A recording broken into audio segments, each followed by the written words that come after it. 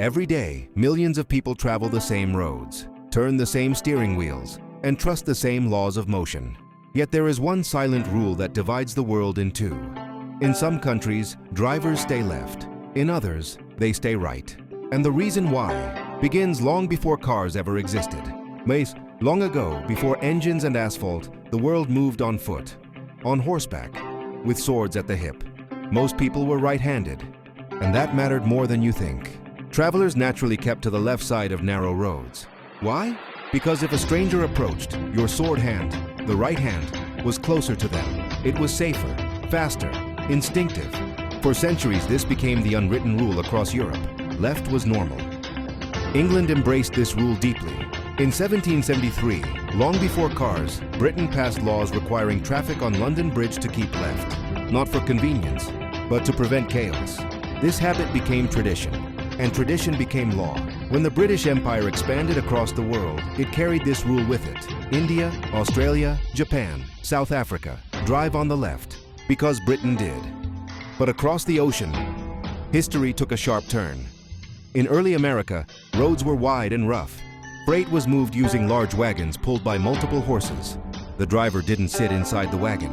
He sat on the left rear horse, holding a whip in his right hand.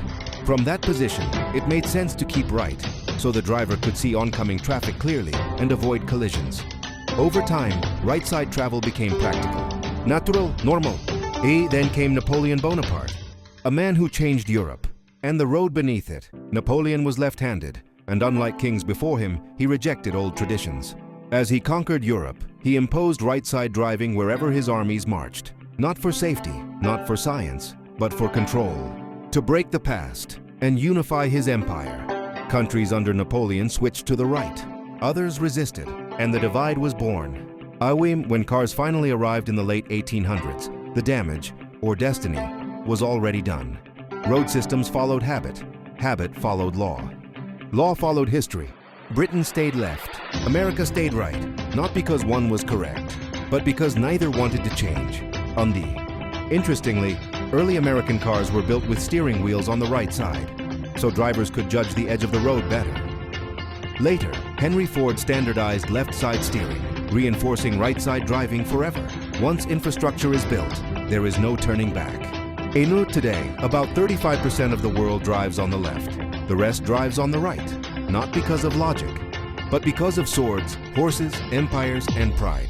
Every time you turn your wheel, you are following a decision made centuries ago by people who never imagined cars would exist. So when you visit another country and feel confused on the road, remember this: you are not driving differently. You are driving through history.